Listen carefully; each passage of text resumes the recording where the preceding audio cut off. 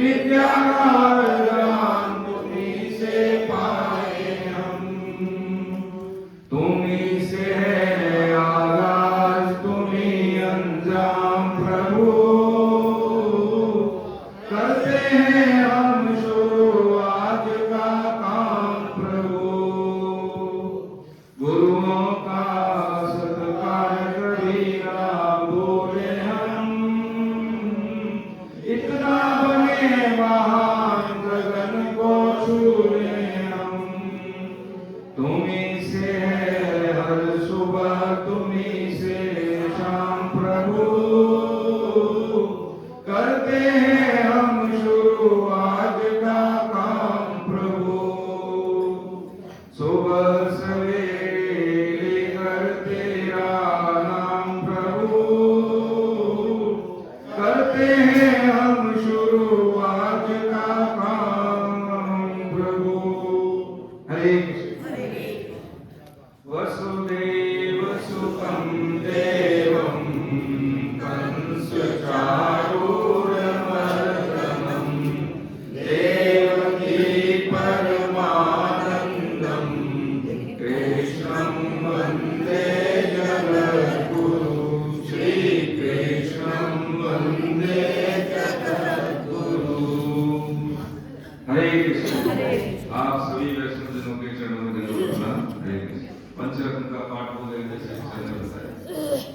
नारायणं नमस्कृत्य नरं चैव नरोत्तमं, देवीं सरस्वतीं व्यासं ततो जयमुदीरये।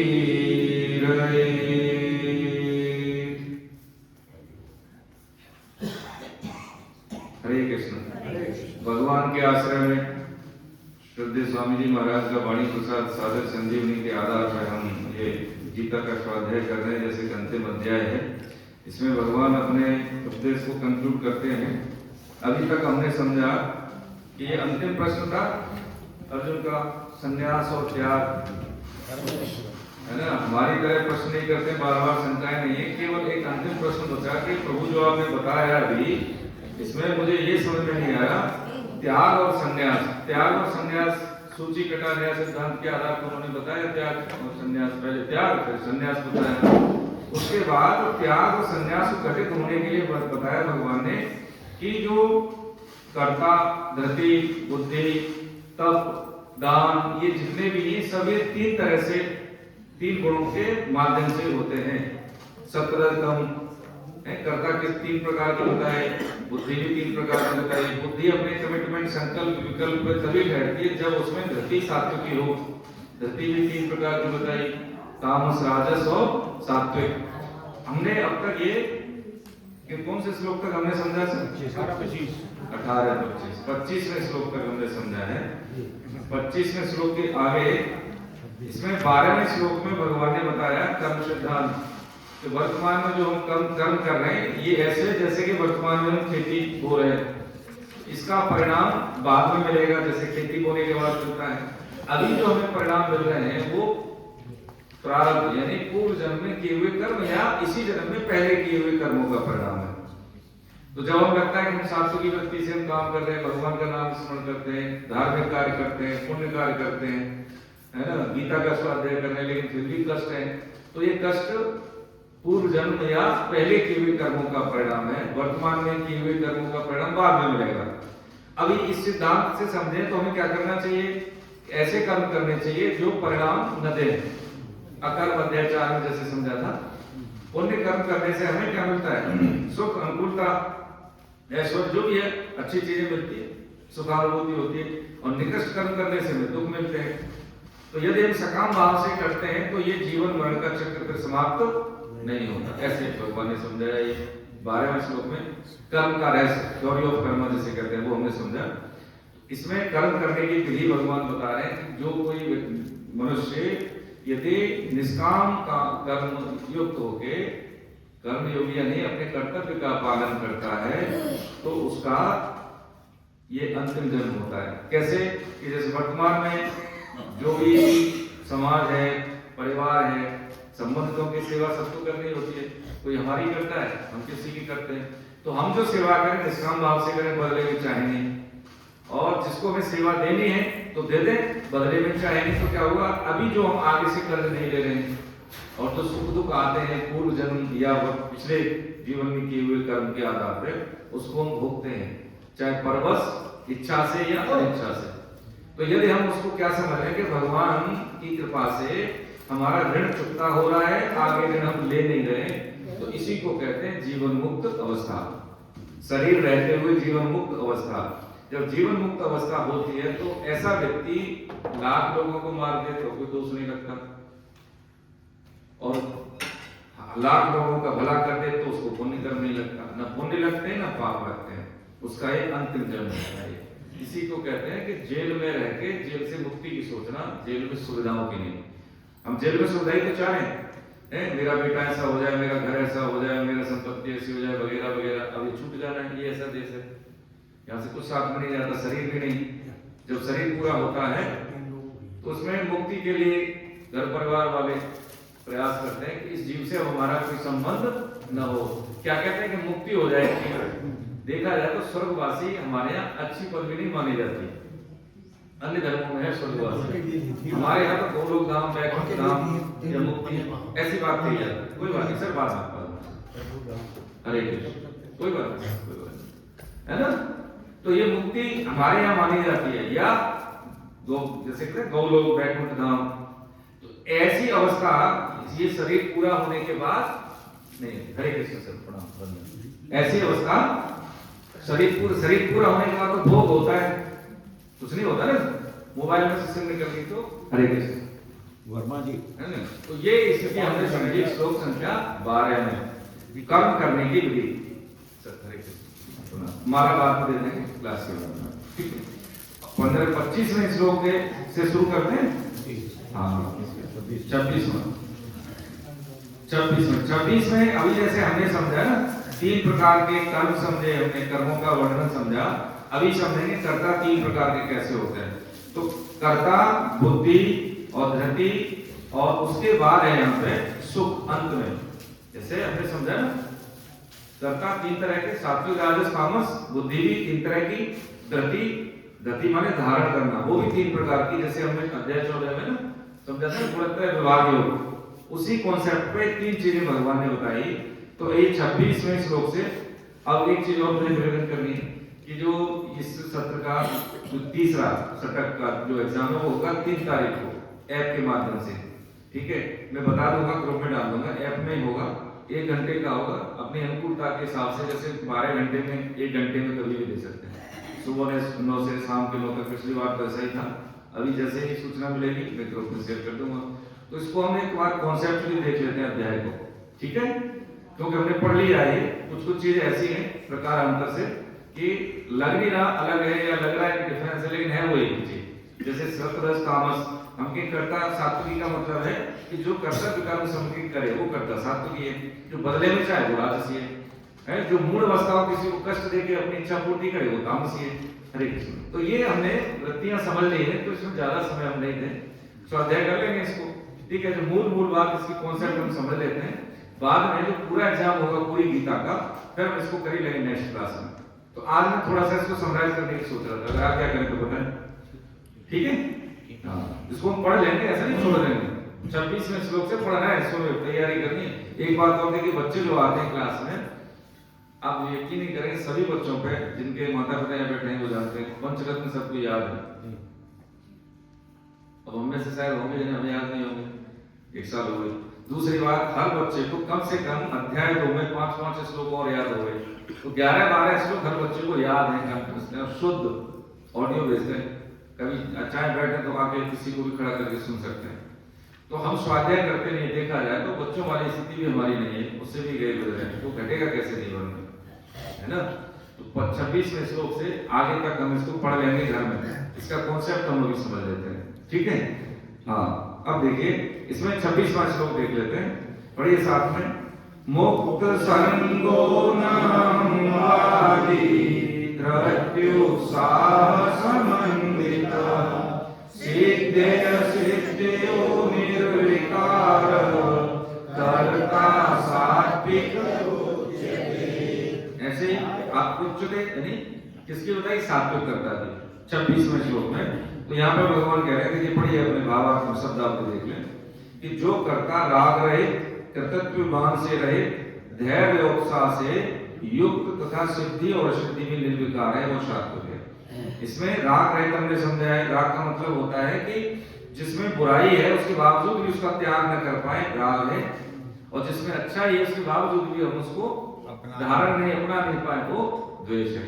सुबह जल्दी जगना चाहिए, ब्रह्म मुहूर्त में भगवान का नाम लेना, शरीर स्वस्थ रहता है। और जब हम अपनी तरफ से, जैसे आप सब लोग आए नहा धो के बैठे यहाँ पे और लोग भी बिस्तर में होंगे, तो जो हमने अपनी तरफ से शरीर को क्या दिया, इसमें इसको व्यवसाय दिया ना, देखा जाए तो सुख छोड़ के हमने इसमें थोड़ा सा कष्ट दिया है खंड में। तो जीवन में जो कठिनाई आने वाली थी वो हमने अपने आप वर्ण कर ली, तो कठिनाई आगे आई ही नहीं। इसीलिए जो सिद्धांत है थोड़ी और कर्म का वो यही है कि जब हम अपने कर्तव्य कर्म में विवेक युक्त आचरण से हम कठिनाई को भी स्वीकार कर लेते हैं, तो भविष्य में जो हमारा सीमित प्रारब्ध है, जो दुख आने वाला है, वो फिर आता नहीं है, क्योंकि वो हमने स्वयं ही चयन कर लिया। दूसरे लोग सो रहे हैं लेकिन हम यहाँ पे सुबह नहा धो के बैठे हैं, किसके निमित्त? कि हम अपने को शुद्ध करें। किसके निमित्त? कि हमारा विवेक पुष्ट हो। किसके निमित्त? कि जब जिस परिवार में, समाज में, तो हमारा बेस्ट परफॉर्मेंस हो। तो ये अपने आप को शुद्ध करने का तरीका है। तो ये सात्विक क्या करें? राग रहित, कर्तृत्व यानी कर्ता भाव नहीं होना चाहिए। कर्ता भाव कैसे? कर्ता भाव ऐसे होता है कि हम, लगता है हमें कि हम यहाँ पे बैठे हैं, हम स्वाध्याय कर रहे हैं, ये भगवान की स्फूर्णा से संभव है। यदि हम ये समझे कि जो चीज हम जानते हैं, हमारे अंदर इतना ज्ञान है कि हम ये जानते हैं लेकिन फिर भी उसको हम नहीं करते। कई बार एक बार जानते हैं आप सभी लोग, नामदेव जी घनघोर नाम जाप थे, तो उन्होंने कुत्ते में भी भगवान देख लिया। उन्होंने कहा ठीक है, तुम तो भाई बड़े घनिष्ठ भक्त हो हमारे, हमें सभी भी पहचान लेते हो, कि ऐसी बात नहीं प्रभु जी, मैं तो जान लेता हूँ, आप किस में नहीं। उन्होंने कहा ठीक है देखते हैं। तो एक दिन वो मंदिर में, विट्ठल देव जी के मंदिर में नाम जप कर रहे थे, तुम्हारा लोग पूजा वाले आएगा जैसे आ जाते हैं। तो उन्होंने कहा यहाँ पर डिस्टर्ब, तो पीछे चले गए। पीछे वहां बच्चे खेलने के लिए आ गए। फिर वो क्या किया, वो नदी के किनारे चले गए। नदी के किनारे चले गए, अपना आसन लगा के भजन करने लगे। थोड़ी देर में वहां पर तंबू लग गए। धन्यवाद। तंबू लगे, वहां पे देखे कुछ अजीब किस्म के लोग, ट्राइबल टाइप के लोग यहाँ आ रहे हैं। तो उन्होंने कहा भाई तुम कहाँ से आ गए, यहाँ तो ऐसे रहते थे, तुम क्यों यहाँ सोच चाह रहे हो? तो एक आदमी और उसके पति पत्नी थे, लगते थे। तो उन्होंने कहा अरे देखो हम कितने दिन से भूखे, इसी को मार के खाते, चलो लेके गड़ा सा भागने लगे उनके पीछे। तो फिर भागे, तो भगवान से बात करते थे। मंदिर में आके बोले प्रभु आज तो बच गए, पता नहीं कहाँ से लोग आ गए ऐसे ऐसे, कि कौन थे, पता नहीं कौन थे। अरे वो हम ही तो थे, तुम कह रहे थे कि कुत्ते में हमने पहचान लिया है, और तुम कह रहे थे हमने उसमें भूत में पहचान लिया, तुम्हारे पीछे गिल्ली डंडा खेल के आए तो तुम्हें तो बच्चों के लेके आए थे। तब उन्होंने समझा कि यदि हम पहचान पाए तो पहचान की सामर्थ्य भी आपके द्वारा होती है। यानी जो भी सूक्ष्म से सूक्ष्म, स्थूल से स्थूल कार्य हम करते हैं तो हमें लगता है हम कर रहे हैं, इसी को कहते हैं कर्तव्य विभान। यदि हमें लगता है कि भगवान की स्फूर्णा से, आप जैसे प्रबुद्ध जनों के संग के प्रताप से कुछ हमें बोलने की क्षमता है, कुछ हम उचित अनुचित का स्पष्ट भेद कर पाते हैं, तो भगवान की कृपा से ही है। तो ये कर्ता भाव नहीं रहा। अगर कर्ता भाव है तो फिर भोक्ता भाव है। कर्ता भाव है, अच्छा भी कर्म किया तो उसके लिए भी तो चाहिए, शरीर चाहिए, और कोई जरूरी नहीं है कि इसी जन्म में किए हुए कर्म हम इसी जन्म में भोग ले। होता है कभी, चाहे अच्छे हो या बुरे हो। मान लीजिए पुण्य कर्म किया तो उसके लिए भी तो शरीर चाहिए, समय चाहिए। अब इतना टाइम नहीं मिला तो दोबारा आना पड़ेगा, इसमें दोबारा कर पढ़ो, माँ बाप के डंडे खाओ, फिर कैरियर के लिए भीड़ में दौड़ो। ये विद्या ऐसी है, हरे कृष्ण, कौन सी विद्या जिसको हम पढ़ रहे हैं, जिसको कहते हैं कौन सी विद्या,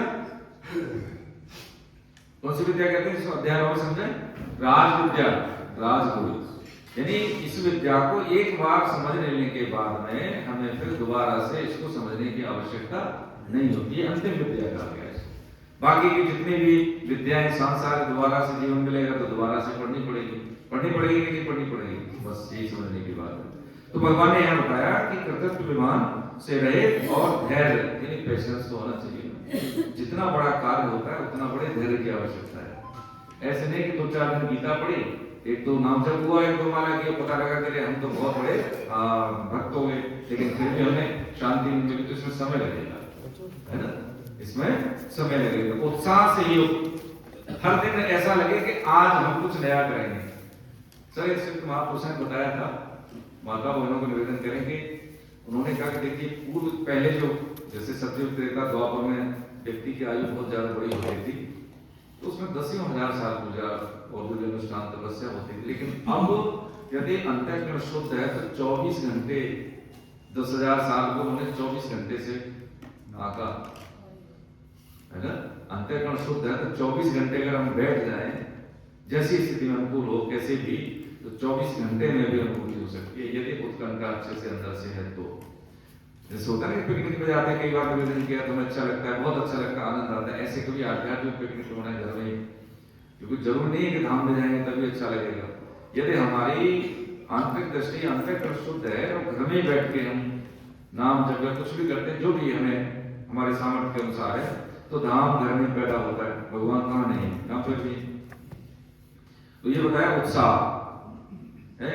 अब जैसे अब जनवरी चलेगी, 1 फरवरी है ना, एक साल मतलब ऐसे 1 महीना कम हो गया, देखो प्रभु जी है ना। तो ये एक एक दिन का आकलन, अपने समय का ऑडिट करना हमें बहुत जरूरी है ना। 10 साल का शरीर था, फिर 25 का हुआ, 30 का हुआ, 35 का हुआ, है ना। शरीर बदल रहा है, शक्तियां भी क्षीण हो रही धीरे धीरे, संबंध भी धीरे धीरे लूज हो रहे हैं। तो फिर क्या है, ये इतना बड़ा मोह है, इतना बड़ा ज्ञान है कि जानते हुए भी जीव जैसे शरीर छोड़ता नहीं है, छुड़वाया जाता है प्रभु जी। ऐसा भी लगता है कि हमने बहुत अध्ययन कर लिया, बहुत ज्यादा, कि हमारा बहुत कष्ट होता है, बहुत ज्यादा कष्ट होता है। 10 रुपए किसी पे छूट जाए तो कितनी प्रॉब्लम होती है, तो शरीर छूटे तो क्या होगा ना, सबसे ज्यादा तो वो चीज सही है। ये आता है नाम जब से, नाम जवान के घर्षण से अंतःकरण शुद्ध होता है। जैसे 2 लकड़ी के रगड़ने से आग, ऐसे ही नाम से कितना ही स्वाध्याय कर रहे हम, कितना ही ज्ञानी हो जाए, सब ज्ञान हो सकता है, लेकिन नाम जब तक नहीं है अंतःकरण में स्वयं नहीं चलता है, तब तक अंतःकरण शुद्ध नहीं है। ऐसा व्यक्ति चुप साधक होते हैं, संत महापुरुष ऐसे है कि वो विश्वास कर लेते हैं हर चीज पे। हमें लगता है कि जो पागल आदमी, उनको लगता नहीं ऐसे पागल बना गया, लेकिन उसकी वृत्ति होती है कई बार कि हर चीज पे वो विश्वास कर लेता है, क्योंकि वो हर में ईश्वर के दर्शन करता है। इसलिए तो हो सकता है घाटे में रहे हो, लेकिन वो घाटे की सौदा नहीं, वो सबसे फायदे का सौदा है, क्योंकि हर में वो ईश्वर के दर्शन करता है। बच्चों से लेके पति पत्नी समाज राष्ट्र सामने अपना योगदान दे और निकल जाए, यहाँ पे रहना नहीं, मुसाफिर करना है। ये बात समझने की और जानने की और व्यवहार में भी लाने की। तो यहाँ पे भगवान ने कहा कि भैया सिद्धि असिद्धि में निर्विकार, लाभ हो जाए तो ठीक है और हानि हो जाए तो ठीक है, हमने तो अपना परफॉर्मेंस किया, बाकी अनुकूल रिजल्ट नहीं तो कोई बात नहीं, आगे बढ़ जाएंगे। तो ऐसे ही यहाँ पे भगवान ने रागी कर्म फल की इच्छा वाला इसको राजसी बताया, और आगे बता रहे हैं जो हिंसा के स्वभाव वाला अशुद्ध और हर शोक से युक्त है वो राजस है, जो करता असावधान है।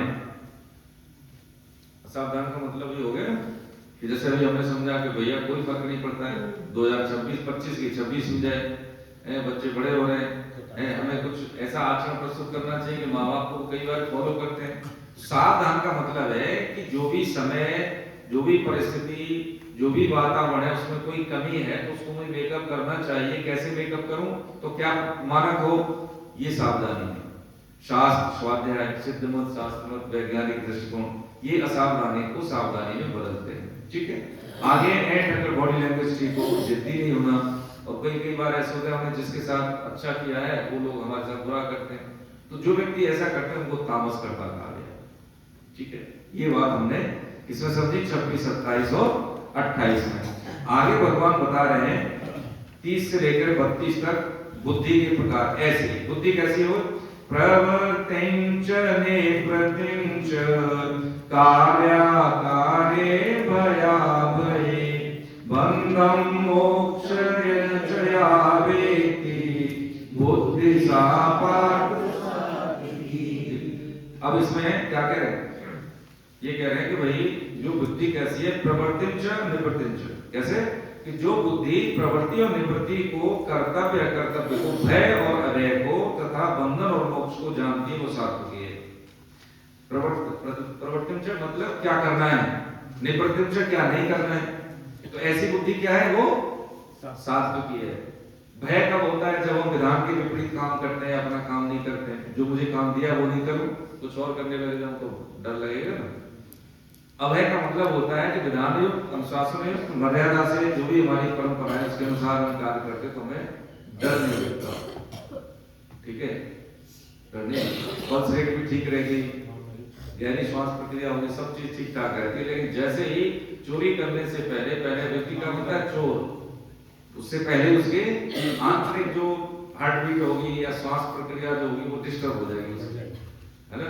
उसको लगता है। तो ऐसे ही जब हम कर्तव्य कर्म करते हैं तो हमें हमारी दृष्टि क्या होती है, हमारा जो सृष्टि के साथ जो तालमेल है, जो अंगों का रिथमिक जो स्पंदन होता है वो ऑटोमेटिकली कोऑर्डिनेशन वाला होता है, सामंजस्य वाला होता है, उसमें कोई प्रॉब्लम नहीं होती। झूठ का व्यवहार करना, ठीक है, जो भी है, किसी ने कुछ रिएक्ट कर दिया, हमने उसके अनुकूल ही बात करना, तो ये हाइपरटेंशन, डायबिटीज, ब्लड प्रेशर, है ना, बहुत सारी चीजें जो हो जाती है घर परिवार से तो शुरू होती है। उसमें मेरे अनुकूल नहीं है ना, मैंने कहा ऐसे कर दिया, मैंने इसके लिए इतना किया, बच्चों के साथ हो जाता है, सास बहू में हो जाता है, पति पत्नी में हो जाता है, भाई भाई होता है ना, सारी चीज घर से चलती है सब चीजें। यहाँ पे ये समझते कि छोटी मोटी अनुभव है, आपको सभी प्रबुद्ध जन है।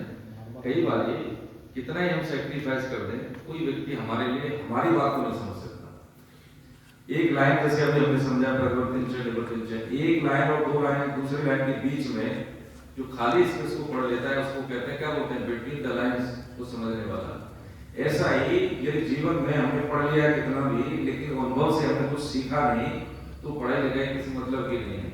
ये हमें जान लेना चाहिए कि कोई भी व्यक्ति, कोई गारंटी नहीं है कि हमारा रोड पे ठीक ड्राइव कर रहे हैं दूसरा भी कर रहा हो, ये कोई गारंटी नहीं है कि हमने इतना सब कुछ कर दिया तो बदले में अनुकूलता मिले, बच्चे रेस्पेक्ट करें। वो यही कहेंगे सब करते हैं, हम भी करेंगे, कौन सा एहसान कर दिया, तो इसको मान लेंगे ठीक कह रहा है, ठीक है। जब प्रतिकूलता हमें भजन करते समय मिल रही है, सिद्ध महापुरुषों की बात भगवान के आश्रम में आपके चरणों में निवेदन करें तो वो बहुत सही है। प्रतिकूलता भजन साधन करते समय मिल रही है तो बहुत अच्छी बात है, ठीक है। और अनुकूलता मिल रही है तो कई बार भटकाव ज्यादा होता है, ठीक है। देख लें जीवन में जब तक सैक्रिफाइस नहीं है तब तक व्यक्ति में निखार आता ही नहीं। राम को देख लें, कृष्ण को देख लें, क्या नहीं था, बचपन से ही माता पिता को बंदी गृह में, जन्म से पहले भाई मारती, और जब पैदा हुए तो कहाँ, जो असली माँ बाप दूसरी जगह चले गए। तो ये संसार है, इसमें भगवान को भी नहीं छोड़ा, हम किसके लिए हुए, ये बात जान लेनी चाहिए। दुख में सुख जब ढूंढते हैं चाहते तो उसी दुख का कारण, या तो भाई सुख ही न सुख नहीं है, दुख ही दुख है, दुख ऐसा सुखम, ये बात जान लेनी है। जाना है सबको, ये भी बात जान लेनी है, समय सीमित है, ये भी बात सत्य है, जान लेनी है। तो क्या करें कि जो भगवान ने रास्ते बताया अर्जुन के माध्यम से, गीता का संकलन होने के बाद तो यही था कि गीता एक ऐसा ग्रंथ है कि इसको पढ़ लेने के बाद अन्य किसी वेदों की भी आवश्यकता नहीं, क्योंकि भगवान की वाणी है, गॉड मेड है, मैन मेड नहीं है। वेदों की भी यात्रा समय बर्बादी वाली बताई हमने, समझाया था 4 में भी समझाया इसमें 45 मिनट में ये गीता घटी। और अर्जुन का जो मोह था वो हार से जीत की तरफ चले गए, विषाद से प्रसाद की ओर आ गए, है ना। यदि हमें जीवन में जीतना है, अब जो हो गया सो हो गया, लेकिन अब कमिटमेंट कर लेते हैं तो इसमें कोई दो राय नहीं है कि भगवान हमारे मार्गदर्शक न बने। भाई उन्होंने चाहे तो था सर, अर्जुन ने चाहे तो था कि भाई मैं तो आपको चाहते हैं, हमें नहीं चाहिए सेना, हमें नहीं चाहिए इतने सब मारते, तो आप चाहिए। उन्होंने क्या सारथी बने ना, बस ऐसे ही सारथी हमारे बुद्धि में प्रेरणा देते, आप जैसे सत्संगी मिल जाते हैं उनके माध्यम से, ये सब भगवान ही तो बैठे हैं, कौन है। ईमानदारी की बात सत्य तो यही है। अभी हमने समझा कि मैं विभक्त रूप से अविभक्त सभी में हूँ, अलग अलग दिखने में, लेकिन सभी में हम एक ही है। हमारे जो दर्शन में जो बात कही है वो हो सकता है कभी हमें लगे, क्योंकि सांसारिक मूल्यों में ज्यादा मूल्य हुए हैं। संसार रहता है हमारे हृदय में, भगवान रहते दिमाग में, कैलकुलेशन के हिसाब से। ये उल्टा कर देंगे तो हम चीज सीधी दिखाई लगेंगे। क्या उल्टा करते हैं, हृदय में ईश्वर का चिंतन, दिमाग में संसार का। दिमाग का मतलब है ये जान लेना है, इसमें इतना वैज्ञानिकता आ जाए कि भैया ये यहाँ से जाना है, समय सीमित है। अभी हमें लग रहा है कि जवान 30-40 साल है, लेकिन कोई गारंटी है 40 साल वाला नहीं जाता, 10 साल वाला नहीं जाता, नवजात शिशु भी नहीं रहते, कोई गारंटी है। संडे को नहीं जाएंगे क्योंकि छुट्टी होती है, शरीर आते जाते, कोई ऐसा समय नहीं है, कोई ऐसी अवस्था नहीं है जब शरीर पूरा ना हो, कभी भी हो सकता है, कोई गारंटी नहीं है। फांसी वाले को पता है, हमें नहीं पता है। ये क्या है कि ये जीवन जीने की कला है। इस कला में पारंगत तभी व्यक्ति होता है जो ये जान लेता है मरने की कला, शरीर पूरा होने देहात में भगवान ये डरने की बात नहीं है, ये समझने की बात है कि कोई चीज का हम पुनर्निर्माण कर लेते हैं तो उसकी वैल्यू नहीं होती। कपड़ा फटेगा दूसरा ले लेना जाएगा। लेकिन जिसका हम निर्माण नहीं कर सकते उसकी वैल्यू होती है। कला आ गई, जीना सीख गया। समय सृष्टि में एक सांस मिल सकती है, नहीं मिल सकती, कभी नहीं मिल सकती। धीरूभाई अंबानी का जब शरीर पूरा हुआ था तो यही, अब बोल नहीं पा रहे थे, डॉक्टर से पूछा ऐसे लिखे सही से बोलो, ऐसी बात करते थे ना दो ये भाई ज्यादा नहीं बोलो, मुझे बताओ मैं सर्वाइव करूंगा कि नहीं, मेरा कुछ होगा। तो उन्होंने कहा सर प्रभु की कृपा कुछ कह नहीं सकते। तो उन्होंने फिर मुकेश को बुलाया बड़े बेटे को, तो बड़े बेटे को बुला के बोला कि भाई मैं कैसे तेरे को बताऊं। तो आया बेटा, तुमने कहा क्या चाहिए, गुजराती में बोला कि आप क्या कहना चाह रहे पिताजी। तो उन्होंने लिख के बोला कि काश मैं तेरे को बता पाता, मैं खुद नहीं कर पाया जब मेरे पास समय था, जबकि क्या कमी उसके पास। बात सिर्फ ये बनती है कि मेरे पास साधन है, उसका मैंने भरपूर उपयोग किया है कि नहीं। इतने बड़े महापुरुष चले गए, 24 घंटे का नाम जाप, 2-3 घंटे सोते थे सब, उसके बाद भी है ना, लेकिन फिर भी वो कहते हैं कि मैंने जी भर के भजन नहीं किया। अब भजन का मतलब तो नहीं घर के काम छोड़ देंगे, भजन का मतलब ये है कि बच्चे की परवरिश करनी है, झाड़ू पोछा लगाना है, मुझे नौकरी करनी है, आपको व्यवसाय करना है, कुछ भी है, जैसे भी जो भी हमारे पास काम है उसको करते हुए भगवान को केंद्र में रखना, यही है। अब जैसे हम सवाल पूछे, देखो जो पूछा है हमसे भी पूछा सत्संग में कि भैया भगवान अभी मिल जाए, ठीक है, यहाँ पर खड़े हो जाए, जैसे बुजुर्गों के सामने खड़े हो गए, ठीक है, अर्जुन की तो गलती हमारी है नहीं, कोशिश कर रहे हैं, तो हम क्या मांगेंगे उससे। चलो ठीक है, आधी बात करें, क्या मांगे आज है गुप्ता जी तो क्या मांगेंगे उससे, कोई बताए। वो मेरे आके भक्ति और भक्ति है शरणागति और सेवा में लगे, भक्ति और मोक्ष।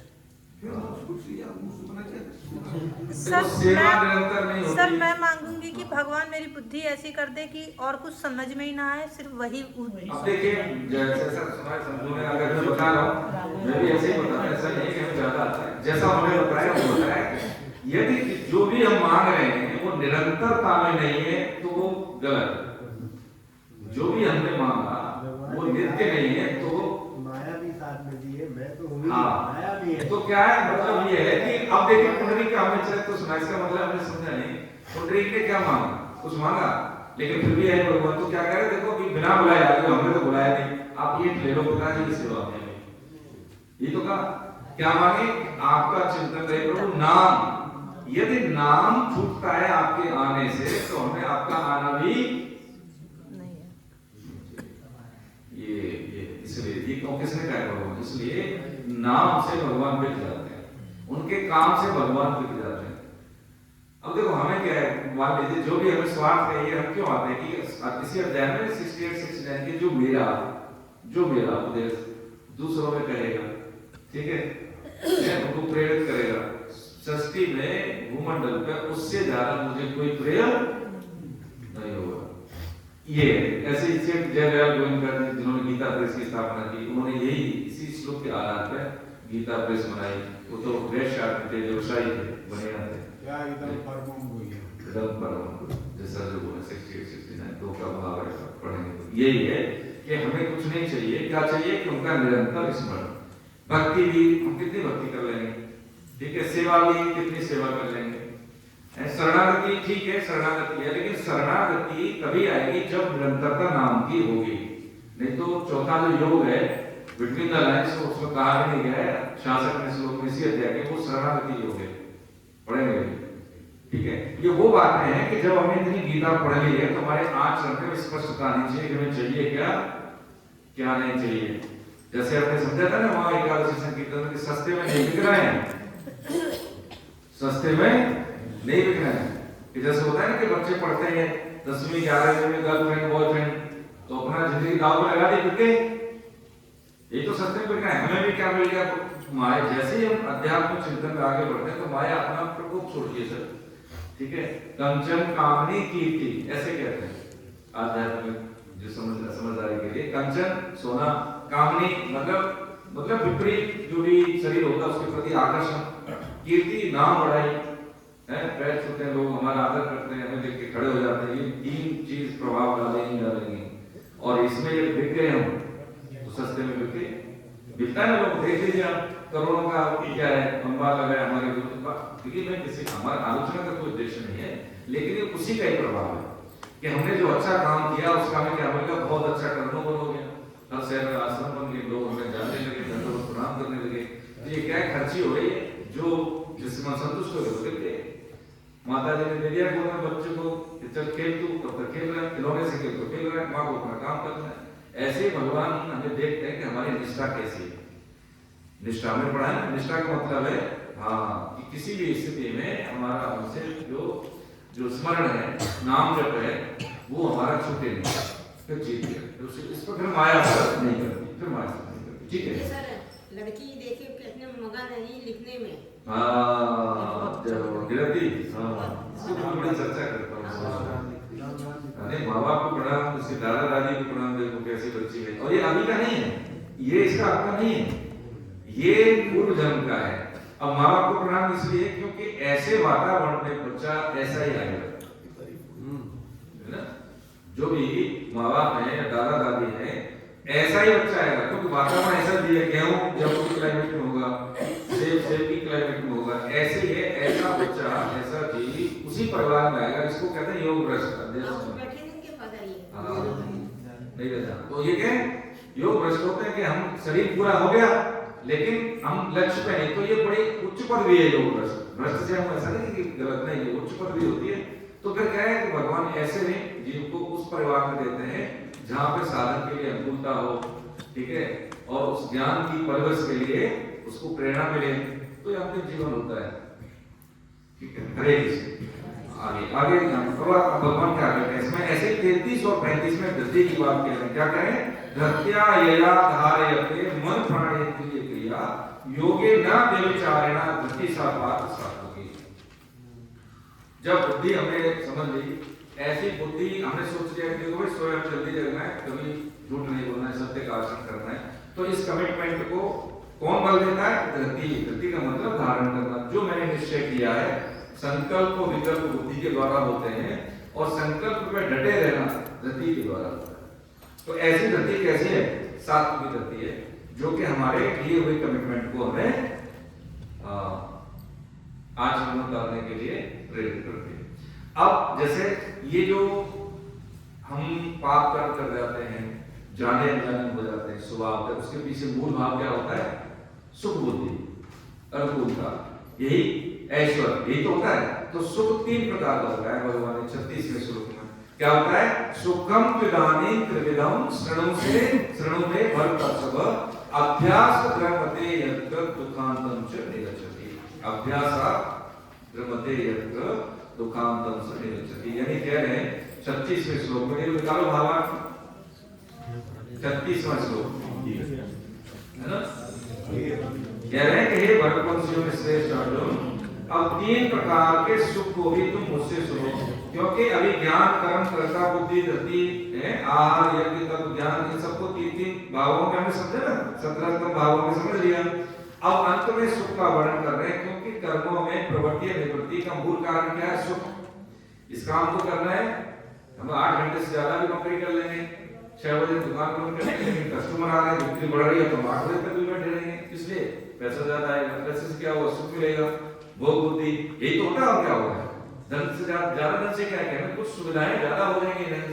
तो यहाँ भगवान कह रहे हैं कि 3 प्रकार के सुख को भी समझो, जिसमें अभ्यास से रमण होता है। अभ्यास का मतलब क्या है?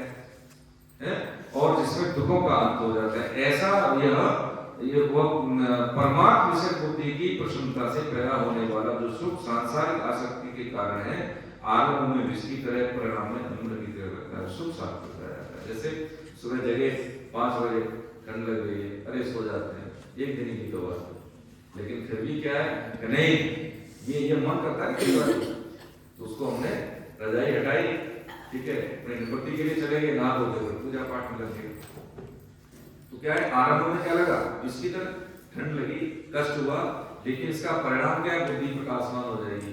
बुद्धि कैसी कि जैसे ही जो भी हम कर्तव्य कर्म करते हैं, उस कर्म का क्या होता है, यदि वो सात्विक कर्म है तो प्रकाशमान बुद्धि करेगा, राजसी है तो मल यानी अशुद्ध हो जाएगा, ये तामसी है उसका तो मतलब ये राजस तामस एक ही भाव माने जाता है ना, कोई ज्यादा अंतर नहीं है उसमें। लेकिन जैसे ही प्रकाशमान बुद्धि होती है तो फिर हमें क्या करना है क्या नहीं करना है, उसमें हम जब डटे रहते हैं तो शुरू में कष्ट होगा, लेकिन परिणाम में वो कैसा होगा? सुख देने वाला, हृदय में शांति देने वाला। ये यही भगवान कह रहे हैं कि जिसके जो सुख, कैसा सात्विक सुख है? ये सात्विक सुख है कि शुरू में विष की तरह और अंत में कैसा लगेगा? अमृत की तरह लगेगा। ये बहुत जरूरी है। तो हमें लगता है कई बार कि हम सुबह ऐसे, सुबह शाम ऐसे, लेकिन उसका जो डे बाई डे का जो जैसे होता है ना कि कमाई है ना, आज 1 महीना हो गया तो सैलरी मिल गई, ऐसे ही कुछ समय के बाद यदि हमने थोड़ा सा अपने आप को ध्यान दिया इसमें, तो बायोलॉजिकली जो घड़ी फिट होती है 4-5 बजे के बीच में जगह की जरूरत की बात अलग है कि आलस बस हो जाए। हाँ, ये होता है, ये ऐसा होता है। तो इस सुख की बात की भगवान ने 36वें श्लोक में। अब 36वें श्लोक के बाद में हम एक प्रकरण का एक श्लोक ले रहे हैं, राजस्थान में समझ लेंगे। अब यहाँ पे भगवान क्या कह रहे हैं कि वर्ण के आधार पर बता रहे हैं। इसमें देखा ये 41वें श्लोक में, ब्राह्मण क्षत्रिय विषाम शूद्राणाम च परन्तप कर्माणि प्रविभक्तानि स्वभाव प्रभवै गुणै। ये सृष्टि का सबसे पहला ग्रंथ है, जैसे आप सब जानते हैं मनुस्मृति। उसमें कुछ विवेक मूलक चीजें बताई जिसको आज हम भेद मूलक समझते हैं, श्रद्धा नहीं करते हैं। हम जानते हैं, कहते हैं कि हमारे भारतीय संविधान में कम से कम 7 देशों का कंट्रीब्यूशन है। उन 7 देशों के संविधान से हमने सीख ली है। ये गलत बात है सर, ये रिकॉर्ड में आधुनिक बातें चलिए, लेकिन देखा है तो उन लोगों ने हमारे इन ग्रंथों से समझ लिए कि मानव प्रतिष्ठा को जो चुनौती मिलती है हमारे व्यवहार में, वो कौन से मानक हैं ताकि हम उनको रोक सकें। इसको ग्रेट डॉक्यूमेंट बना सके मनुस्मृति से लिया, देख लीजिए कि प्रीमियर हमने यहाँ से लिया, ऑस्ट्रेलिया से, दक्षिण अफ्रीका से क्या लिया, फ्रांस से हमने लिया, फेडरल हमने यूएसए से, ऐसे कहते हैं ना, ये झूठी बात है। देख रहे हैं, सत्य बात है कि उन्होंने पहले यहाँ से लिया। अभी मनुस्मृति में जैसे हिंदू अधिनियम 1956 वाला देखें तो उसमें ज्यादा मनुस्मृति की चीजें हैं, लेकिन क्या है कि हम जैसे गीता की बात करें या मानस की बात करें तो शब्दों का चयन, शब्दों का परिभाषित जो परिभाषा है उसका हमें मालूम नहीं, तो हम उसको क्या गलत प्रेडिक्शन कर देते हैं। लेकिन ये विवेक मूलक है, भेद मूलक नहीं। जैसे कि हमारा शरीर में 4 वर्णों में विभाजित है, ब्राह्मण, ये क्षत्रिय, पेट, वैश्य, पैर शूद्र में आ जाते हैं, ठीक है। अब पैरों में किनका वास है? ब्रह्मा जी का वास है।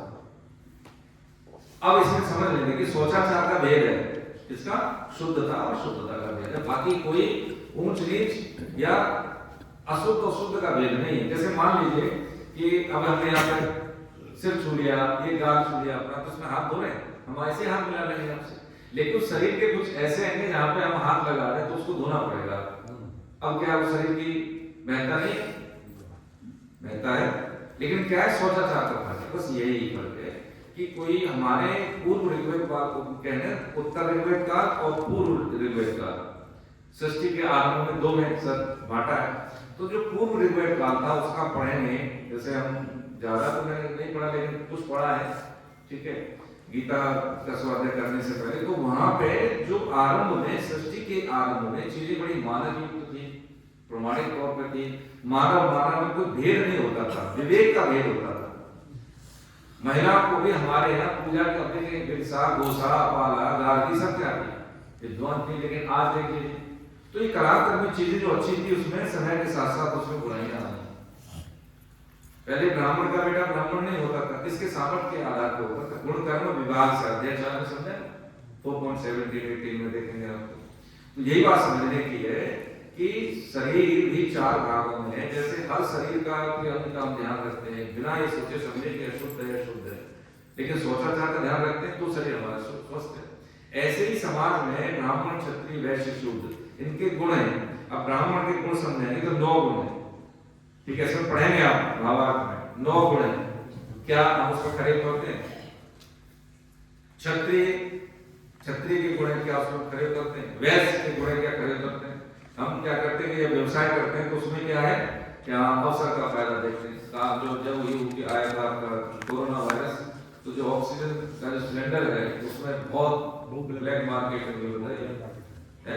जो इंजेक्शन होता था कौन सा था जिसका जो फेफड़े ज्यादा खराब हो जाता है, इंजेक्शन, हाँ, उसमें भी वो नकली आने लगे। अब क्या वेस्ट करना होता है, इससे तो बढ़िया कौन है जिनमें बुद्धि कम है, जिसको कहते हैं इसको कुछ नहीं आता, अशिक्षित आदमी, वो कभी नहीं ऐसा करेगा तो उसका घातक परिणाम ज्यादा नहीं होगा। तो जो आज हम जिनको शिक्षित कहते हैं, प्रदूषण में देख लें, भ्रष्टाचार में देख लें, दुर्व्यवहार में देख लें, सबसे ज्यादा तो उन्हीं का योगदान है। कम पढ़ा लिखा उसके बेचारे का ज्यादा से ज्यादा बेईमानी कर लेगा, चोरी कर लेगा, छोटी मोटी, कोई बड़ा तो ऐसा कोई इम्पैक्ट नहीं डालेगा समाज पर। इसी के शिक्षा और विद्या में यही फर्क है। हम शिक्षा वाले हो सकते हैं, बहुत बड़े हैं, हमने सर्टिफिकेट ले लिया, लेकिन विद्या हमें नहीं आती। यही शिक्षा और विद्या में फर्क है। तो ये बात भगवान ने यहाँ पे बताई, क्या बताई? 45वें श्लोक में, स्वे स्वे कर्मण्यभिरत संसिद्धिं लभते नरः स्वकर्मनिरतः सिद्धिं यथा विन्दति तत्क्षणम् यप्रवर्तिर्भूतानां येन सर्वमिदं ततं स्वकर्मणा तमभ्यक्ष्य सिद्धिविन्दति मानवः। स्वे स्वे कर्मण्यभिरत, देखिए निकालिए 45वां, क्या करें? स्वे स्वे यानी अपना अपना, स्वे स्वे माने जो जो मेरा कर्म है, स्वे स्वे कर्मण्यभिरत, क्या क्या? अपने अपने कर्म में प्रीति पूर्वक कर्मण्यभिरत संसिद्धि लाभ। कौन सा मनुष्य दावान होता है? जो प्रीति पूर्वक अपने अपने कर्तव्य कर्म में लगा रहता है। भगवान कैसे प्रसन्न होते हैं? तब प्रसन्न होंगे भगवान उनके अनुरूप कार्य करके। अच्छा, और कोई होता है? हाँ, स्वे स्वे कर्मण्य, ठीक है, लेकिन स्वे स्वे अपना अपना कर्तव्य कर्म करके। मैं विद्यार्थी हूँ, तो विद्यार्थी के 5 कौन से लक्षण है? वो विद्यार्थी की परिभाषा में वो काम करे। मैं गृहस्थ हूं, तो गृहस्थ का क्या? धर्मयुक्त आय, अनुशासन, मर्यादा, ठीक है, पत्नी के साथ पत्नी व बाकी सभी माता बहनों की दृष्टि रहे। गृहस्थ के तो धर्म है, क्योंकि गृहस्थ पे आने वाली पीढ़ी और हमारे बड़े जन हम पे निर्भर है। समाज का दायित्व हम पे ही तो, गृहस्थों पे और किसका? मुक्तों पे थोड़ी है। इसलिए क्या? स्वे स्वे कर्मण्यभिरत, भगवान किससे प्रसन्न होते हैं? मेरा कर्तव्य कर्म क्या है? प्रीति पूर्वक करना, उसमें छोटा हो या बड़ा हो, है ना? और क्या कहना आगे? मनुष्य सम्यक सिद्धि यानी परमात्मा को प्राप्त अपने कर्तव्य कर्म से। देख लीजिए, हैं? आप देखिए मीराबाई, जनाबाई, हैं?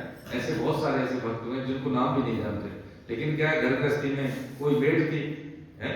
जनाबाई कौन थी? नामदेव जी का बेट का काम करती थी, लेकिन भगवत प्राप्त संत थी। सकुबाई उपले कंडे गोबर के, हैं? और भगवान का नाम लेती थी। कबीरदास जी ने जब देखा कि उसके उपलों से विट्ठल विट्ठल की ध्वनि आ रही, ठीक है, ये केवल क्या? अपना अपना कर्तव्य कर्म करने से, प्रीति पूर्वक करने से भगवान की प्राप्ति होती है।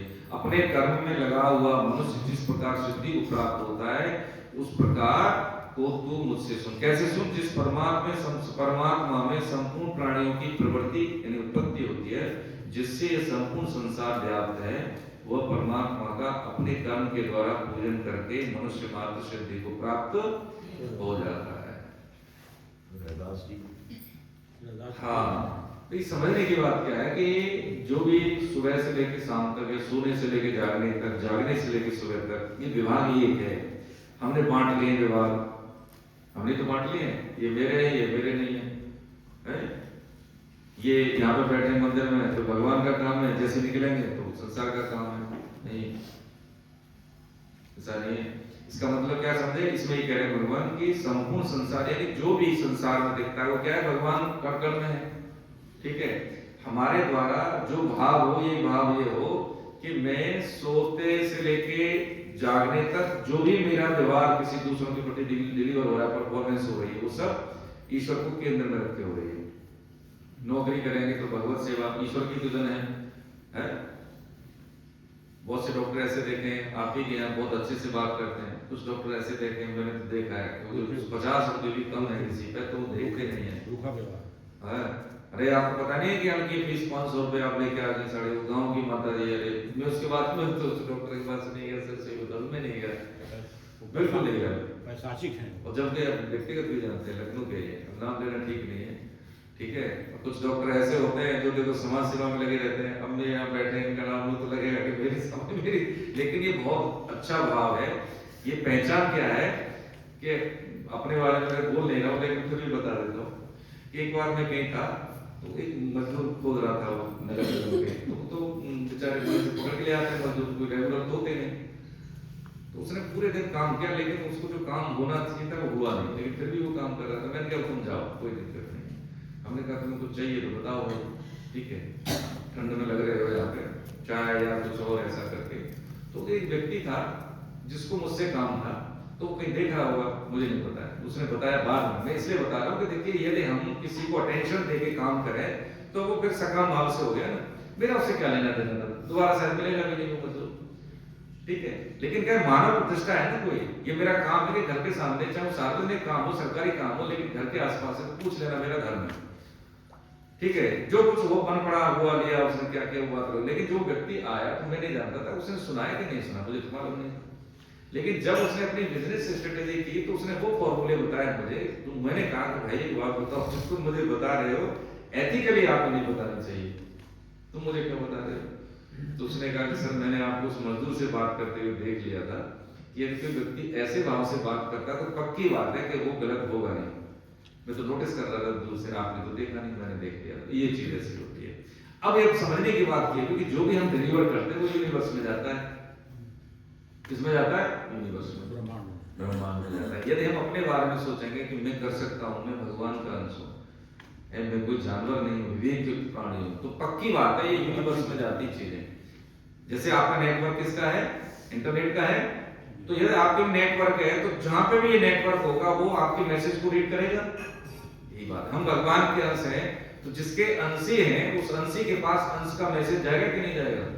तो जो पूरी सृष्टि है फिर ऐसा ही बनाने के लिए हमें पूरा सिस्टम फॉलो कर देती है। ऐसे लोग मिलेंगे, ऐसे विवाह हो जाएगा, ऐसे कुछ सर्कमस्टेंसेस बनेंगी, तो हमारे लक्ष्य अपने आप निर्धारित हो जाएंगे, क्योंकि यही सृष्टि का विधान है। जैसे रेलवे का विधान है, ऐसे ही एयरपोर्ट का विधान है, ऐसे ही भगवान का विधान है, क्योंकि हम चुन के नहीं आए यहाँ पे, हम भेज दिए, उस विधान की पाइपलाइन में है। अब इसमें हम क्या चाह रहे हैं वैसा हम कर लेंगे। ये भगवान ने हमें दो टूल दे दिए, क्या, विवेक और नवीनकरण करने की स्वतंत्रता। इसलिए कम में संतुष्ट नहीं होना है।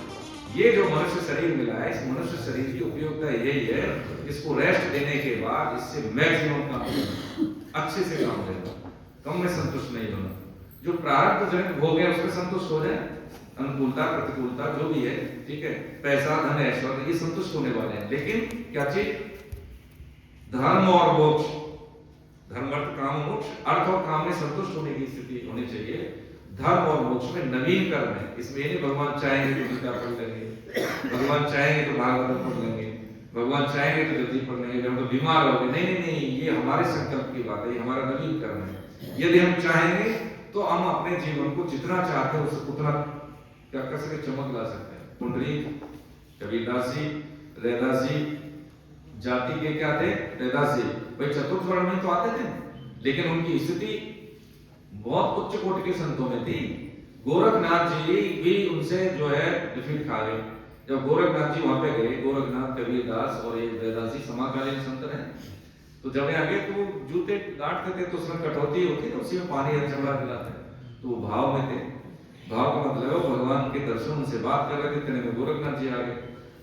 तो उन्होंने कहा संत महात्मा तो क्या करते हैं, माला तुलसी कंठी और भगवान का नाम यही उनके स्वागत में देते हैं। तो उन्होंने कहा महाराज आइए, दंडवत प्रणाम और लीजिए आप चरणामृत ऐसे करके चमड़े का ऐसे आदमी उन्होंने ले तो लिया कमंडल में, लेकिन उसको धारण नहीं किया। अब उसके बाद गए कबीरदास जी गए, तो वहां पर बेटी थी उनकी कमाली कि चाचा क्या लाए हो, तो उन्होंने कहा कुछ नहीं, ये हमारे पास कभी चरणामृत, उनको उसने वो पी लिया। अब वो क्या, भगवान का चरणामृत, उस बच्ची का अंतःकरण कैसा हो गया, एकदम पवित्र शुद्ध ऊर्जावान। तो कुछ समय के बाद जब ऐसे वो गोरखनाथ जी अपने वहां पे गए घूमने के लिए, परिभ्रमण के लिए, परिक्रमण के लिए, तो वहां पे उन्होंने कहा कि भाई हम भिक्षा उसी से लेंगे जो हमारे पात्र को भर देगा। तो लोग उसमें टनों अनाज डालने लगे, लेकिन उनका खप्पर नहीं भरता।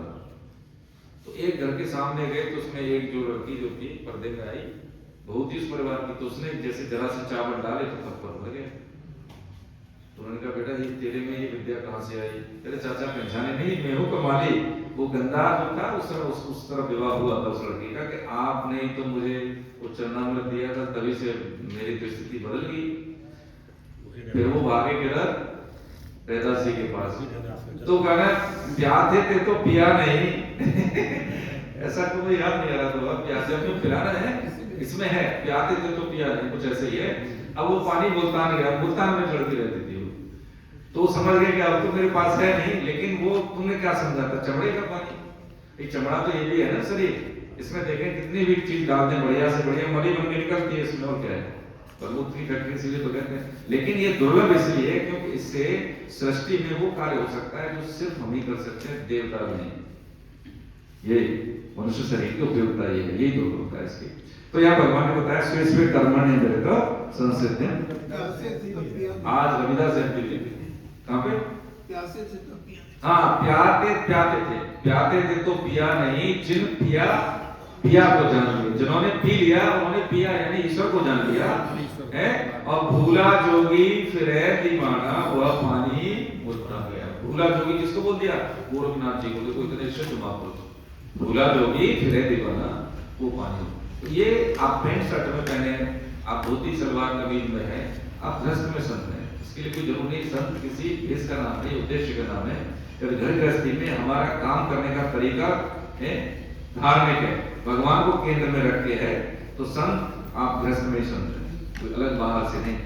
आगे समय है ना सर, नहीं चलिए एक दो चीज मैं इसको समराइज करके खत्म करता हूँ, ज्यादा नहीं समय लूंगा।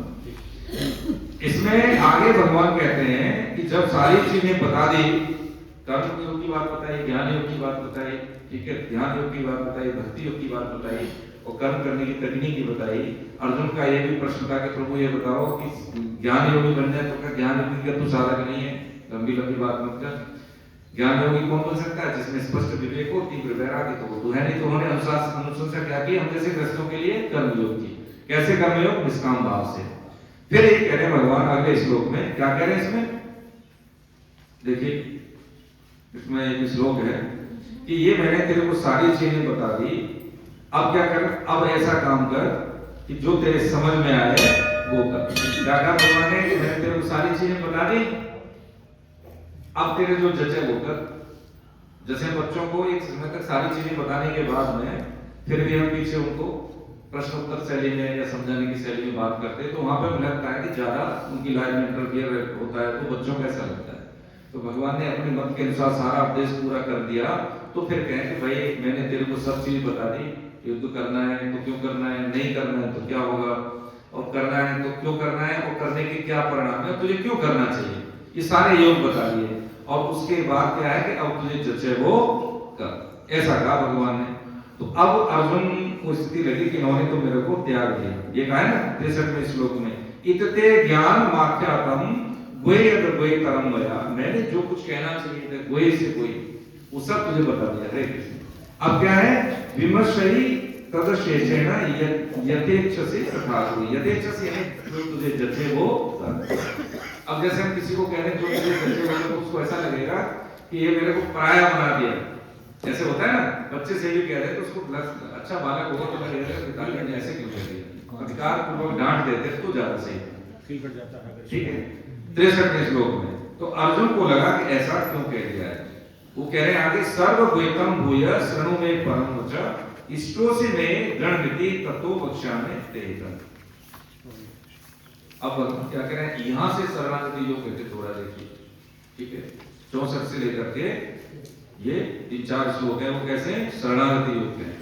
तब कह रहे हैं, मन मना भव मद भक्तो मध्याजीवा नमस्करु मामे वैसे सत्यम ते प्रति जाने प्रियो समय। यानी ये श्लोक 2 बार आया, 9.34 ये श्लोक है। देखिए गीता में यही एक श्लोक है जो 2 बार आया है ना।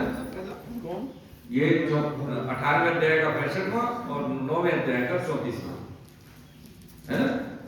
अब जो सारी चीज बता दें तो अर्जुन का जो भाव देख के भगवान बोलते हैं कि अर्जुन देख छोड़, अब देखिए हमारे लिए सारी चीजें, ठीक है अर्जुन छोड़, कोई बात नहीं, मैंने तेरे को कर्मयोग, ज्ञान योग, अभ्यास योग, भक्ति योग, ज्ञान योग सब बताया, लेकिन अब एक काम कर ले, तो तुझसे नहीं होते जैसे, तो क्या कर, तो कह रहे हैं आप पढ़िए इसको, 66वां श्लोक सब पढ़े इसको। सर्वधर्मान परित्यज्य मामेकं शरणं व्रज अहं त्वां सर्वपापेभ्यो मोक्षयिष्यामि मा शुच। क्या कह रहे हैं 66वां श्लोक देखिए, निकाले महाभारत में, ये जीवन में असरकारी परिवर्तन लाने वाला श्लोक है।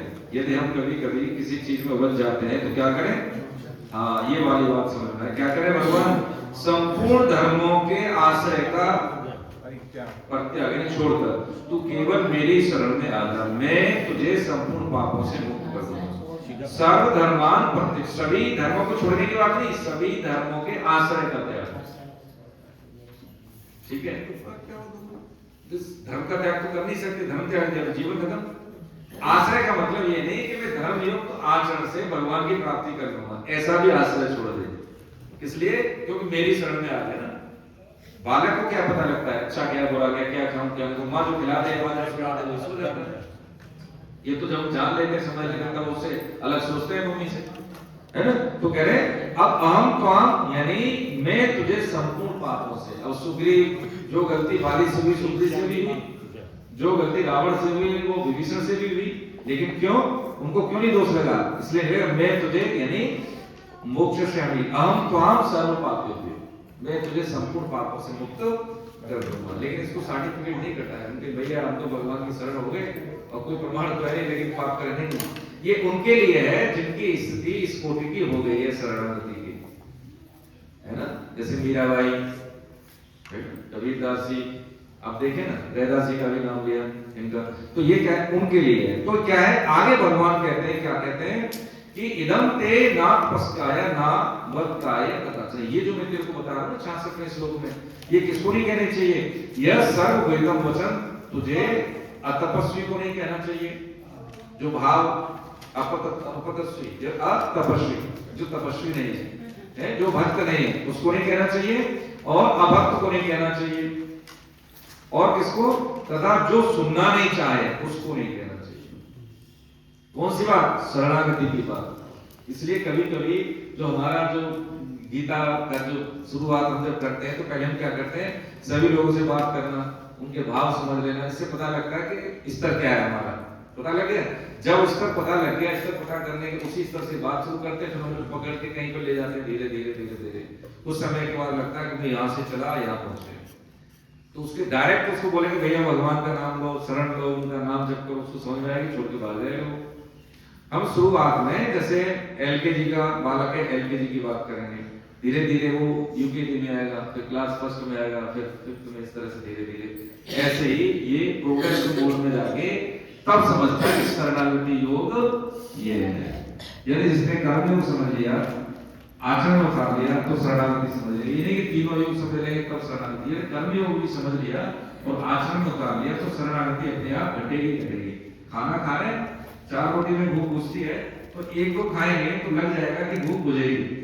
ऐसे ही जब हम कर्मयोग का आचरण करते हैं तो अंत तो गत्वा शरणागति की ही प्राप्ति उसको होती ही है ना। तो भगवान ये कह रहे हैं किसको कहना चाहिए? मुझमें दोष दृष्टि जो करता है उसको भी नहीं कहना चाहिए, यानी जिसको भगवान पे विश्वास नहीं है, जो तपस्वी नहीं है, अतपस्वी है, जो अभक्त है, ऐसे व्यक्ति को ये शरणागति योग की बात ये चेक पॉइंट लगा दिया। पहले दरवाजा खोला, आश्रय ले लिए, फिर वो बंद कर दिया। इसके लिए जो ये 4 प्रकार के बोले लोग, ठीक है। तो कभी कभी हमें लगे कि भैया गीता की बातें नहीं कहनी चाहिए, क्यों प्रचार करनी? प्रचार की बात नहीं हुई, ये शरणागति योग की बात हुई है कि शरणागति योग हमें हर किसी को नहीं बताना चाहिए, जो पात्र है उसी से इसका हमें, नहीं तो दोष दृष्टि लग जाएगी, किसको? उसका नुकसान हो जाएगा। इसका नुकसान? जो श्रद्धा नहीं करेगा, हमने भगवान की बात कही, उसने मानी नहीं तो दोष लग गया ना उसको, तो हमारे कारण उसकी अवनति हो जाएगी, इसलिए ऐसा नहीं करना चाहिए। ठीक है, अब आगे 68 और 69 है, तो ये बात हो गई। जब ये बात होने के बाद में अब भगवान क्या कह रहे हैं यहाँ पे? अर्जुन का प्रश्न ये होता है कि 68 और 69 हमने समझ लिया है। इसी के अनुक्रम में यदि हमसे कुछ भी न बने, हमसे यदि माला नहीं हो रही, साधन नहीं हो रहा, कर्म योग नहीं हो रहा, ध्यान योग नहीं हो रहा, ज्ञान योग नहीं सद रहा, कुछ नहीं सद रहा प्रभु जी, तुम्हारे साथ कुछ नहीं सद रहा, तो क्या कहते? तो ये करें, जिससे कुछ ना हो ये करे। जो अग्रवाल साहब, एमडी शुक्ला साहब, आप सभी लगे हुए हैं, माता जी सब आप हैं, क्या लगे हो? क्या करें? ये कह रहे हैं यह इमं परम गुह्यम मद भक्तेषु विदास्यति भक्ति मय परम कृत्वा मामे व्यशस्यति। क्या करें? पढ़ो आप भी पढ़िए। इदं परमं गुह्यं मद्भक्ते स्वविदास्यति भक्तिं मयि परां कृत्वा मामे वैष्यति असंशयः न च तस्मान् मनुष्येषु कश्चिन्मे प्रियकृतमः भविता न च मे तस्मात् प्रियतरो भुवि। हिंदी में कहें, मुझ में पराभक्ति करके जो इस परम गोपनीय संवाद यानी गीता ग्रंथ को मेरे भक्तों में कहेगा वो मुझे ही प्राप्त होगा। बात एक। दूसरी, इसमें कोई संदेह नहीं है, इसमें कोई डाउट नहीं है। मैं धारक को 10 रुपए अदा करने का वचन देता हूँ, ऐसे लिखा है 10 रुपए के नोट पे 500 पे 500, उसमें कोई कमी होती है कि डॉक्टर 500 रुपए फीस लेते हैं और 500 का नोट तो कहेंगे नहीं नहीं 500 का नहीं है, क्योंकि उस पर लिखा है इसलिए स्वीकार कर लेंगे।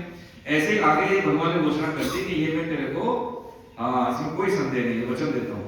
उसके समान मेरा अत्यंत प्रिय कार्य करने वाला मनुष्यों में कोई भी नहीं है, और तो भैया इस भूमंडल पर उसके समान मेरा दूसरा कोई प्रियकर होगा भी। इतना कर लें। अब यहाँ से उठे तो अब जोड़े कि भाई कम से कम घर परिवार 1 2 4 जो भी जोड़ सके बहुत जरूरी है। इससे कितने काम होंगे, हमारी पेरेंटिंग ठीक होगी, हमारे पति पत्नी के संबंध, पारिवारिक संबंध वो ठीक होंगे। दूसरी बात क्या है कि जो हमें करना है अपने सनातन धर्म के उत्थान के लिए, पीढ़ियों को पोषण देने के लिए, आज हम कटे हुए हैं अपनी परंपराओं से, वो परंपराएं जुड़ेगी। ये थोड़ा सा टाइम टेकिंग जॉब है, लेकिन करना तो है। अपने हिस्से का संघर्ष तो करें कि जब हम यहाँ से जाएं तो ऐसा न लगे कि मैंने अपनी जिंदगी को जी भर के जिया नहीं। आप सबकी आंखों में आंखें डाल के निवेदन करें, ऐसा नहीं लगे। काश शब्द जीवन में ना आए, बस ये भरसक प्रयास है। यदि काश रह गया तो फिर प्रॉब्लम है। काश ऐसा कर लेता है, काश नहीं आए। जब लग रहा है धर्मयुक्त कार्य करना है तो कर दें उसमें नहीं, उसमें भविष्य नहीं देंगे, कल करेंगे परसों करेंगे, तो पक्की बात है उसमें कभी भी हमें। अब से जैसे एक बात करें, जैसे मान लो तुम खड़े हो जाओ, खड़े हो जाओ, ठीक है, उसको लेके आओ, उसको लेके आओ, उठाओ उसे, लाओ काम मुझे दो, ठीक है, ले लीजिए। अब देखो एक डेमो दिखा, पकड़ो उसको, वहां रख दो। अब मैं ये कहूँ इसको उठा के तुम्हें 2 सेकंड में देना है, 2 सेकंड लगे, ज्यादा नहीं, और ये मेरे तक ला जाए। लाओ 2 सेकंड में। अब तू कर रहा है किया नहीं, इसलिए थोड़ा बैठ जाओ। अब इसमें ये है कि अब देखिए क्या लगा इसमें, ये लगा कि जब हम किसी कार्य को या अपने इस माइंड को कमांड देते हैं कि मुझे ये काम इतने समय में करना है, ये हो जाएगा, तो क्या है कि उसमें फिर हमें लगेगा नहीं कि कंफर्ट जोन है क्या, ठंड लग रही है क्या, है होता है कई बार, किंतु परंतु है क्या, कुछ नहीं लगेगा, क्योंकि मुझे करना है, बस यही चीज है। यदि हमने अपने लाइफ को इस मोड में लेके आ गए कि मेरे पास 24 ही घंटे हैं, लेकिन मैं प्रोडक्टिविटी 24 घंटे की जगह 36 घंटे की लेना चाहता हूँ इन 24 घंटे में, तो उसमें यही काम आएगा। अभी क्या है जो काम 10 मिनट होना चाहिए हम 1 घंटे में कर लेते हैं, व्हाट्सएप, ठीक है, खाली टाइम है तो हम टीवी देख लेंगे, व्हाट्सएप में चले जाएंगे। अरे तो भाई खुद कब देखेंगे अपने आप को, कोई भी समय होगा हम अपने आप से परिचय करें, या तो हम ऐसे लोगों के बीच में बैठ जाएं जो हमें आईने की तरह काम करके, भाई गीता की साधना इनके पास बैठते, चलो चर्चा करते, तो मेरी कमी बताएंगे। हम खुद को कभी नहीं मिलते, खुद को कभी समय नहीं देते, वैल्यू एडिशन कभी नहीं करते, ये बहुत बड़ा अनुभव है। समय मिलता है लेकिन बर्बाद करते हैं ज्यादा। देख लें हम कहाँ हमारे समय के लिए जोड़िए, गीता ये सिखाती है, हम सिखाती है। इसी को कहते हैं प्रत्यक्ष लाभ। क्या कहते हैं? प्रत्यक्ष लाभ, यही गीता का है। तो अब अर्जुन का यह सवाल, अब क्या होता है, अर्जुन क्या कहते हैं? अब देखिए, अब यहाँ पे हमारा इवैल्यूएशन है। अब जैसे नए सुधीजन आए उनके लिए तो शुरुआत होगी, लेकिन जो हम पुराने छात्र हैं उनको तो समझ लें। अर्जुन कह रहे हैं नष्टो मोह स्मृतिर्लब्धा त्वत्प्रसादान् मयाच्युत स्थितोऽस्मि गत संदेह करिष्ये वचनं तव। इसके बाद एक श्लोक बोलेंगे, बस कंक्लूड, परेशान न हो जाना। अब कह रहे प्रभु आपकी कृपा से मेरा मोह नष्ट हो गया, मुझे स्मृति लब्धा, मुझे स्मृति प्राप्त होगी। किसकी कृपा से? आपकी कृपा से। मेरे में कोई सामर्थ्य नहीं, आपकी स्मृति, यानी मेरे में जानता था लेकिन मैं भूल गया था। मोह नष्टो मोहा स्मृति लब्धा। कोई बाहर से थोड़ी आई स्मृति, अंदर ही थी उसको। तो क्या करें, इस गत संदेह, मेरे गत संदेह यानी दूर हो गया, संदेह दूर हो गया प्रभु। अब क्या करेंगे, करिष्ये वदन, उन्होंने ये नहीं कहा कि मैं युद्ध करूंगा। अगर कह रहे थे अर्जुन युद्ध करूंगा प्रभु, तो भगवान कहते हैं अरे भाई तुझे बेकार उपदेश सुना है। उन्होंने क्या कहा, करिष्यम वचने का, आप कहेंगे मैं वही करूंगा, आप कहेंगे युद्ध कर तो युद्ध करूंगा, आप कहेंगे गीता का प्रचार तो करूंगा, तो मुझे क्यों कराया। समझे चीजें, करिष्यम वचने का, यही है शरणागति, यही बैठे भगवान, आगे कुछ नहीं बोलते, कुछ एक भी श्लोक नहीं बोला है। फिर जो संजय इस गीता को कंक्लूड करते हैं और बताते हैं, वो ऐसा मंत्री है कि मंत्री के सामने निर्भीकता से उसकी बुराई बयां कर देता है, और ऐसा ही होना चाहिए। हमारे मित्र दोस्त जो भी आसपास के लोग हैं, हमारी बुराई हमारे सामने कर देते हैं, आलोचना जिसको कहना चाहिए, तो वो शुद्ध है, वो ठीक है, उसको साथ में रखना बहुत जरूरी है। निंदा करने वाला आम प्रति चला, हम तो आलोचक की बात करें, निंदा की नहीं। निंदा करने वाला तो और ज्यादा कठिन होता है, पानी पीना निर्भर करे, है ना। तो उसमें कह रहे हैं, क्या कह रहे हैं, संजय कह रहे हैं कि यत्र योगेश्वर कृष्णो यत्र पाको धनुर्धर तत्र श्री विजयो होते ध्रुवानीति मति। तो कह रहे हैं कि राजन, क्या कह रहे हैं अपने उसको, धृतराष्ट्र को, राजा को कह रहे हैं कि जहां योगेश्वर भगवान श्री कृष्ण और जहां गांडी धनुर्धारी अर्जुन है, वहां ही श्री यानी धन, विजय, ठीक है, विभूति, ऐश्वर्य, अचल नीति, ऐसा मेरा सब हो। संजय कौन है, 12 महान भक्तों में से एक है। वो कह रहे हैं जहां पे, यानी जो गीता का उपदेश है, जिसके लिए हम कट जाते हैं, असत्य का व्यवहार कर लेते हैं, वो स्वयं इस साधन के माध्यम से ही, स्वाध्याय के माध्यम से वो चीजें मिल जाती हैं बाई प्रोडक्ट रूप में, है ना। क्या क्या मिलती है, श्री, ठीक, क्या मिलती है, श्री, विजय, विभूति, अचल नीति, यानी कमिटमेंट मिल गया, ऐश्वर्य मिल गया, धन मिल गया, ठीक है, विजय मिल गई। तो जीवन में हमें हारना है कि जीतना है, अरे बताओ, जीवन में हारना है कि जीतना है। हम जीतेंगे कि हारेंगे, जीतेंगे या सीखेंगे, हम जीतेंगे या, अरे अपने को बोले कम से कम, हम जीतेंगे या हारेंगे, नहीं बिल्कुल नहीं हारेंगे, ठीक है। हमारा परीक्षित को जो है 7 दिन में सुनाते होगा। हाँ यही चीज है, देखिए समझ। अचल नीति का मतलब है कि जिसमें स्थिति परिस्थिति के अनुसार वो निर्णय हम नहीं बदल पाते, जिस पे हमें काम करना है उसी पे हम काम करेंगे, चाहे परिस्थिति कोई भी हो। पांडवों ने छोड़ा। तो अब इसमें एक बात समझ लेने की है कि शांति के लिए शक्ति की जरूरत है, जब तक शक्ति नहीं है तब तक शांति नहीं है। दूसरी बात, धर्म को शक्ति धारण करने वाला देता है, हम ही देते हैं। धर्म अपने आप में शक्तिशाली या कमजोर नहीं होता, धारण करने वाला उसको शक्ति प्रदान करता है। नहीं तो युधिष्ठिर देख लीजिए, अपनी पत्नी को नहीं बचा पाए, वो सीख है हमें कि कैसा रखना है ना। तो भगवान तो द्वापर में थे, लेकिन अब भगवान का उपदेश क्या है कि तुझे ही अर्जुन बनना है, हम सबके लिए बोल रहे हैं, ठीक है। वो भी स्थिति परिस्थिति आएगी, यदि तू उठेगा नहीं तो तू भोगेगा परेशानी, कष्ट। लेकिन यदि तू धर्मयुक्त आचरण करेगा, शक्ति से संपन्न होगा, तो तेरे को सामाजिक, राष्ट्रीय जितने भी चुनौतियां हैं वो आसानी से तू, अब देख ले कृष्ण क्या हो रहा है, पोखरण का देख ले, सारे परमाणु हथियार नष्ट करवा दिए उससे, अब कोई बचा रहा है उसको, कोई नहीं। आप तिब्बत को देख लें, ठीक है, वहां के जो धर्मगुरु है वो भारत में शरण लिए हुए 70 साल से ज्यादा हो, मेरे ख्याल से मोटा मोटी। चीन उसको दबा रहा है कि नहीं है, दलाई लामा। तो क्या है कि ये धर्म अपने आप में कमजोर या मजबूत नहीं होता, धारण करने वाला ही धर्म को शक्तिशाली बनाता है, शांति की स्थापना शक्ति से। इसलिए भगवान ने गांधी, भगवान क्या करें, लड़, ये तो कह रहे हो क्या करें, हम अपनी चुनौतियों से लड़े, हम जीतने के लिए आए, सीखने के लिए, हारने के लिए नहीं आए। और देखिए हारा हुआ जीता, जैसा भगवान ने कहा वैसा किया तो वो जीता, और हम सबके लिए। यदि हम इसको अनुष्ठान में लेके आते हैं तो भगवान सारथी के रूप में, मार्गदर्शक के रूप में, किसी न किसी रूप में वो जीवन में आएंगे, उपलब्ध रहेंगे। ये बात अलग है कि हम कभी कभी अच्छी चीजों को मानते नहीं, जो हमें आईना दिखाते हैं उनको हम स्वीकार नहीं करते।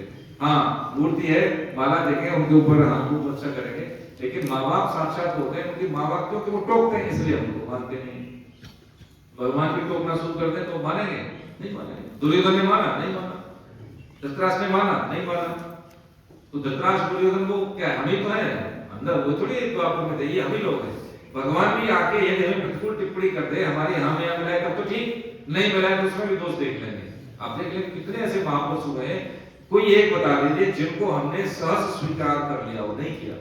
उनको कितनी विपरीत परिस्थितियां थी, चाहे वो विवेकानंद ले लीजिए, चाहते तो अमेरिका में सेटल होते अच्छे से, लेकिन वो आए, उनको रोटी तक नहीं मिली थी ढंग से, बताइए। रैदास जी, कबीरदास जी, सुभाष चंद्र बोस, किसी को भी देख लीजिए जिन्होंने सामाजिक राष्ट्रीय कुछ योगदान दिया, बड़ी कठिनाई की नहीं, हमने नहीं। जो भी आज हमारे शहीद हुए हैं राष्ट्रभक्त, नेटिव आर्मी थी, उनको फांसी देने वाले, उनको हराने वाले नेटिव आर्मी थी। विदेशी लोग रहे होंगे तो बहुत कम, बल्क में तो जो आप अपने देश के सिपाही थे, यदि चाह लेते कि हम अपने लोगों में गोली नहीं चलाएंगे तो एक दो मरते, मरे तो वैसे भी, लेकिन कितने दिन गुलाम नहीं रहते हम। बटे हुए का मतलब यही है कि हम अपनी जड़ों से कटे हुए हैं, इसलिए हम बटे हुए हैं। हम वो है, हम ये है, हम वो है। हम देख लें बांग्लादेश में पूछते हैं क्या ब्राह्मण है, पूछते हैं कोई शूद्र है, वो कहता है हिंदू है, काट काट के मर देता है उसको। ये है, तो ये बात समझे कि ये अपना सुधार तो हो ही रहा है, पेरेंटिंग अच्छी हो रही है, बच्चों का कैरियर ठीक हो रहा है, समाज में शांति की स्थापना हो रही है, इससे हमारा जीवन सफल हो रहा है। कैरियर तो बाई प्रोडक्ट में होगा ही होगा, समझे इस चीज को। बस आज अभी कुछ श्लोक हमने जंप किए हैं, पूरा चैप्टर हमने समझ लिया है। 3 तारीख को खुलेगा, ठीक है, ऐप, उसमें आप एग्जाम दे लेंगे, मैं शेयर करूंगा अध्याय। चैप्टर जो है हमसे सम्मिलित होगा 3 तारीख को, अंतिम चैप्टर 3 तारीख वाले में नहीं, ये आपका 13 से लेकर 18 तक, 13 से, ठीक है। तो मैं इनके असाइनमेंट शेयर कर दूंगा, आप देख लेंगे, ठीक है। और पूरी गीता में से आएगा वो चौथा एग्जाम, तो जैसे अगली क्लास में हम जो छूटा है जहां से 26 से फिर एक श्लोक वैसे समझ लें, 2 क्लास में उसको, फिर जब चौथा पेपर होगा उसमें पूरी गीता को हम अध्यायवार सार रूप में समझेंगे, ठीक है। बस ठीक है, अध्ययन करते रहें, स्वाध्याय दिन में कोई दिक्कत नहीं है, आधा घंटा भी रोज देखें तो याद हो जाएगी चीजें, फिर तो हमारी कैपेसिटी बढ़ जाएगी ना दिमाग की, है ना। हाँ, हरे कृष्ण। हाँ हाँ, कौन सा? हाँ, ये है ना, तुदीयम वस्तु गोविंदम तुभ्यमेव समर्पये, पढ़िए, वस्तु गोविंद तुभ्यमेव समर्पये, तेन तव दान्ति कृत कमले रतिं देयक्षितास्मृति। ये कह रहे हैं कि हे गोविंद, आपकी वस्तु आपको ही समर्पण करता हूँ, इसके द्वारा आपके चरण कमलों में मुझे शाश्वत प्रेम प्रदान की कृपा करें, प्रदान करने की। तो ये है तो बिल्कुल ही ठीक है। तो ये अभी हम आरती से नहीं करेंगे क्योंकि अभी इसका पारायण नहीं हुआ है, पूरे श्लोक वाइज। जब पारायण होगा तब हम आरती करेंगे, उस दिन हम बोलेंगे चला के रखेंगे, समापन हो जाएगा तो आरती करेंगे। कोई किसी का कोई प्रश्न या शंका हो तो बताएं, चुका हो हमसे कंक्लूड करें। 1 मिनट, यहाँ शैसाबीर मंदिर से 200 मीटर अंदर, तो वो भी भागवत में, मैं तो क्या तो समझिए मूर्ख हूँ, तो मैं प्रचार प्रसार कर रहा हूँ। आप सब लोगों से निवेदन है जो भागवत सुनने के इच्छुक हो, तो 200 मीटर अंदर एक तिवारी आटा चक्की के नाम से एक लैंडमार्क है, वहाँ आप 2-3 बजे से पहुँच जाए, ठीक है। मैं कल गया भी, कुछ कार्ड वार्ड अपने सबको प्रचार प्रसार कर रहा हूँ आज से, जब समय लगेगा 3-2 कार्ड दे दिया है ना सबको, बहुत समय वो हमारे यही जो हम लोग कर रहे हैं वही है सब। वहाँ से एक शब्द भी आज एक अक्षर भी आपको कुछ मिल गया तो सबसे विनम्र निवेदन है कि वहाँ एक समय हो तो निकाले, हम तो पूरा समय देंगे। जब नहीं, एक बात बहुत सही है, इस सबको एक बात बोलूँगा, देखिए अब ऐसे जो हैं भाई भागवत व्यक्ति हैं, अपने लिए ये सब यूज मत किया करिए। नहीं ठीक है, नहीं देखो शुद्ध व्यक्ति है, कोई वाणी बोलता है उसका इम्पैक्ट पड़ता है, आप फिर वही बात ऐसा नहीं बोलिए। आप भगवान के से आप यहाँ पर सुबह 7 बजे भाव में बैठे हैं, भगवान का काम कर रहे हैं, आपकी वाणी का इम्पैक्ट पड़ता है, मानिए कभी ऐसा कर मैं निवेदन कर रहा हूँ, निवेदन बताइए, इतना बड़ा काम करने वाले हैं, ऐसा अपने लिए, क्योंकि आप पे अपना अधिकार नहीं है ना, मेरा उसके आप निष्काम सेवा कर रहे हैं। बस ये बोलिए, ये कहिए, बाकी नहीं ऐसा नहीं। आप तेरी पुण्य आत्मा ऐसा क्यों बोले? गोविंद जय जय गोपाल जय जय गोविंद जय जय गोपाल जय जय राधा रमण हरि गोविंद जय राधा रमण हरि गोविंद जय जय गोविंद जय जय गोपाल जय